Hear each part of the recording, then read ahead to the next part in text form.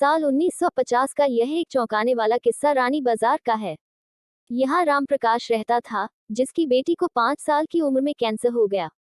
कई डॉक्टरों को दिखाने और इलाज कराने पर भी उसमें किसी तरह का सुधार नजर नहीं आया। इलाज होते होते एक रात कैंसर ने उसकी जान ले ली। उस बच्ची की जान रात को करीब 1 बजे गई थी। उसी रात को पास के ही एक गांव की महिला मोहिनी को एक ट्रक ने टक्कर मार दी थी।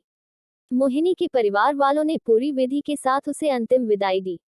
अब बच्ची के परिवार वाले भी उसे दफनाने के लिए जंगल की तरफ निकले। जंगल जाते समय अचानक से उस लड़की के शरीर में हलचल हुई। सभी हैरान हो गए कि मृत लड़की का शरीर कैसे हिल रहा है। थोड़ी ही देर में लड़की जिंदा हो गई और उसके परिवार वाले खुशी खुशी उसे अपने साथ घर ले आए।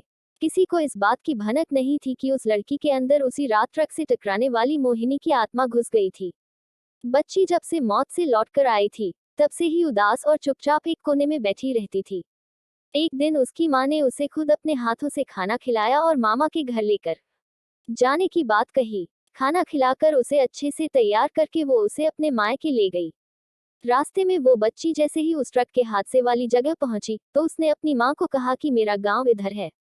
मां ने उसकी बातों पर बिल्कुल गौर नहीं किया और उस बात को हंसी में टाल दिया। कुछ ही देर में वो अपनी बेटी के मामा यानी अपने भाई के घर पहुंच गई।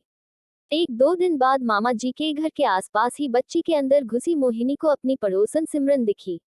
उसने जोर से उसे नाम से पुकारा। सिमरन ने पलटकर देखा तो एक छोटी बच्ची थी।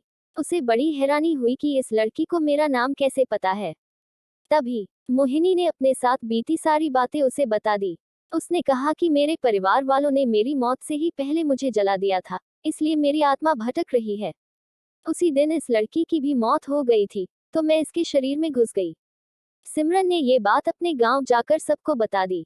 पूरे गांव वाले और उसके रिश्तेदार मोहिनी से मिलने के लिए उसी बच्ची के मामा के घर के पास पहुंच गए। उस लड़की के अंदर रह रही मोहिनी की आत्मा ने सबको एक एक करके पहचान लिया। कुछ देर बातें करने के बाद वो अपने परिवार वालों के साथ अपने घर चली गई। अब उस लड़की की माँ बच्ची को घर में न देखकर परेशान थी।